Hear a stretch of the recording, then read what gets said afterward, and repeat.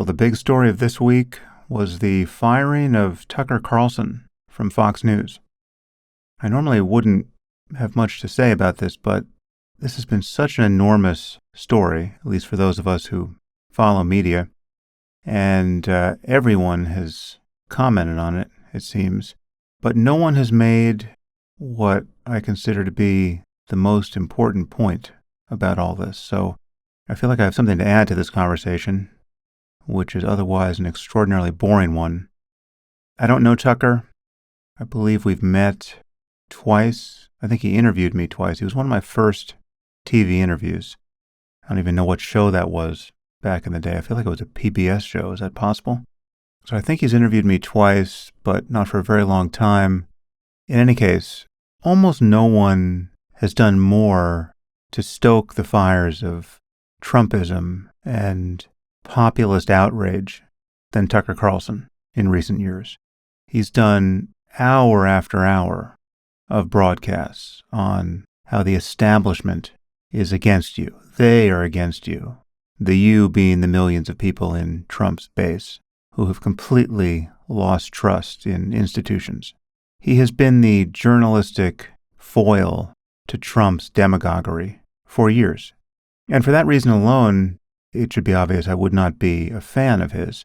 But as a result of the Dominion lawsuit against Fox, we now have several text messages that Carlson sent privately to his colleagues at Fox.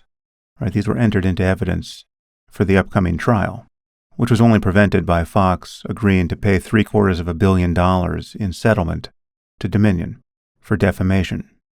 In any case, we now have a window onto what Carlson actually felt and presumably feels about Donald Trump. In one text, he says, "I hate him passionately." This was sent January 4th, just 2 days prior to the attack on the Capitol. He went on to say, "We're all pretending we've got a lot to show for it because admitting what a disaster it's been is too tough to digest. But come on, there really isn't an upside to Trump."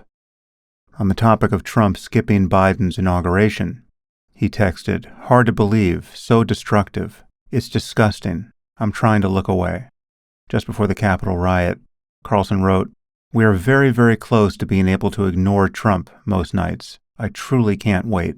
And right after the Capitol was stormed, he texted, "Trump has 2 weeks left. Once he's out, he becomes incalculably less powerful, even in the minds of his supporters. He's a demonic force, a destroyer. But he's not going to destroy us. I've been thinking about this every day for 4 years." Let me read that final line again. He's a demonic force, a destroyer. I've been thinking about this every day for 4 years. Okay, so here you have someone who has done hundreds of broadcasts supporting Trumpism, pandering to Trumpism, and distorting reality in all the ways you have to distort it to disregard the danger that Trump posed. And here we see that all the while, Carlson believed that Trump was a demonic force, a destroyer. Now, here's the only point I want to make. This should matter. It should be impossible for Carlson to have an audience after it has been revealed that he's capable of this level of dishonesty. Think about it in every other context. Think about the pharmaceutical executive who knows that the drug he's marketing doesn't work or is dangerous, but in public touts it as both safe and effective. Revealing that about a pharmaceutical executive should be the end of that executive's career.